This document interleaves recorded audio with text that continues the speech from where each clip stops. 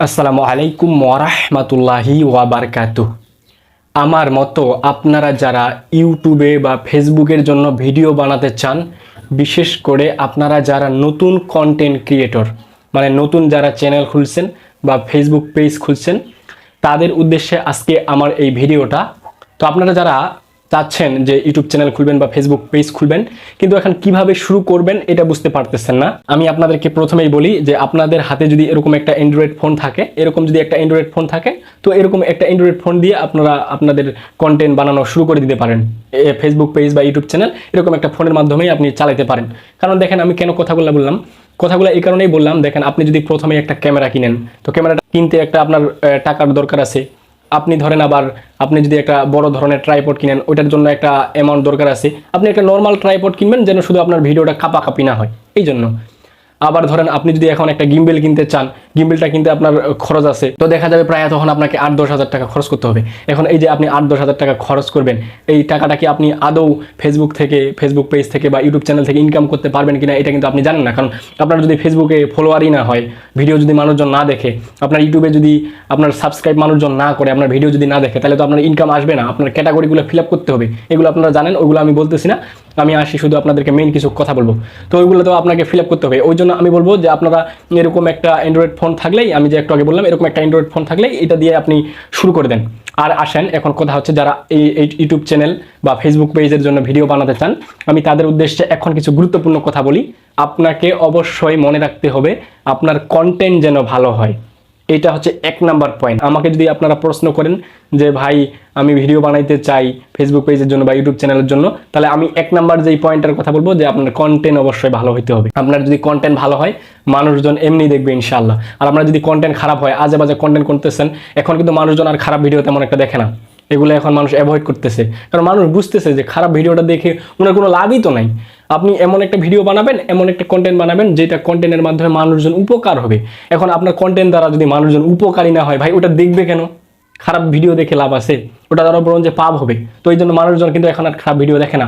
আমি এর আগেও একটা ভিডিও করছিলাম, ওইখানে বলছিলাম যে দেখেন এরকম কিছু সূরা তেলাওয়াত আছে, কোরআনের তেলাওয়াত আছে, million million view, 100 million, 200 million, 300 million পর্যন্ত ভিউ আছে। তার মানে কি মানুষজন ভালো জিনিস দেখে, এখন খারাপ জিনিস আর দেখে না। আগে হয়তো বা খারাপ জিনিস মানুষজন দেখতো, এখন ওগুলোকে অ্যাভয়েড করতেছে। তো আসেন, আপনাকে আমি 1 নাম্বার যেটা বললাম যে আপনার কন্টেন্টটা অবশ্যই ভালো হইতে হবে, তাহলে মানুষজন দেখবে। আর আরেকটা কথা হলো আপনার উপস্থাপনা, অর্থাৎ প্রেজেন্টেশন। আপনি যে মানুষজনকে বুঝাচ্ছেন, এই বুঝানোর ক্ষমতা আপনাকে থাকতে হবে।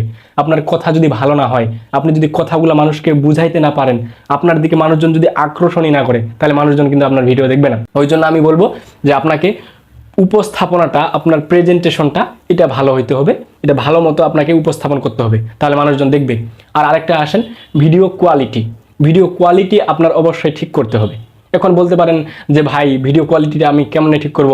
এরকম একটা মোবাইল দিয়ে যদি ভিডিও করি, ভিডিওটা আপনাকে এডিটটা ভালো করে করতে হবে। আমি যে এই ভিডিওটা করতেছি, আমার ভিডিও কোয়ালিটিটা কিন্তু তুলনামূলক আহামরি তেমন একটা মানে হাই রেজুলেশনের ভিডিও না, কিন্তু আমারটাও কিন্তু মোবাইল দিয়ে ভিডিও করা হচ্ছে। তো মোবাইল দিয়ে যেহেতু ভিডিও করবেন, ভিডিও কোয়ালিটিটা কিন্তু আহামরি একদম হাই রেজুলেশনের ভিডিও হবে না।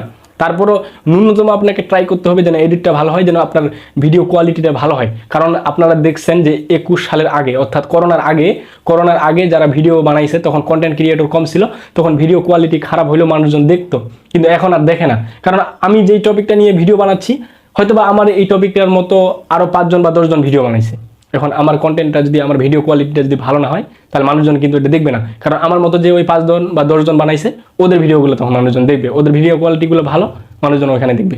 আর আরেকটা কথা হলো, আপনার সাউন্ডটা, আপনার ভোকালটা যেন নয়েজ যেন না আসে, আপনার কথাগুলোর মধ্যে যেন নয়েজ যেন না আসে।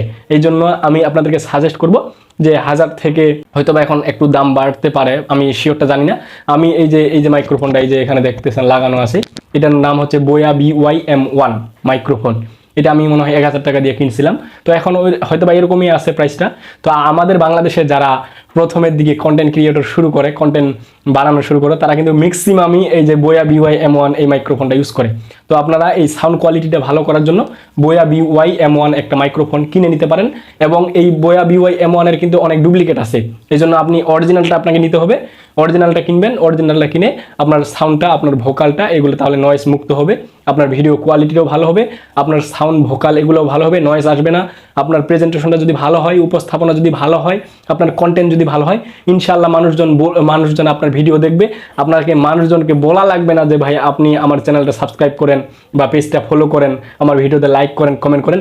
মানুষ অটোমেটিক্যালি আপনার ভিডিওতে লাইক করবে, কমেন্ট করবে, শেয়ার করবে, ফেসবুক পেজ আপনার ফলো করবে, ইউটিউব চ্যানেল আপনার সাবস্ক্রাইব করবে। তো আমার বিশ্বাস যে আমি যতগুলো কথা বললাম, আপনাদেরকে যতগুলো কথা বুঝাইতে চাইলাম, আমার মনে হয় আমি আপনাদেরকে বুঝাইতে পারলাম। যারা নতুন কন্টেন্ট ক্রিয়েটর, যারা নতুন কন্টেন্ট বানাইতে যাচ্ছেন, ফেসবুক পেজ খুলতে যাচ্ছেন বা ইউটিউব চ্যানেল খুলতে যাচ্ছেন, তো আমি আপনাদেরকে বলবো যে আপনারা অবশ্যই কন্টেন্টটা ভালো বানান, আপনার ভিডিও কোয়ালিটি একটু ভালো করেন, আপনার উপস্থাপনাগুলো ভালো করেন, নয়েজ মানে অডিওতে যেন নয়েজ যেন না আসে, এটা একটু দেখার চেষ্টা করেন। ইনশাল্লাহ আমি বিশ্বাস করি যে আপনি সফল হবেন। তো সকলে ভালো থাকেন, সুস্থ থাকেন, বিদায় নিচ্ছি। আসসালামু আলাইকুম ওয়া রাহমাতুল্লাহি ওয়া বারাকাতুহু।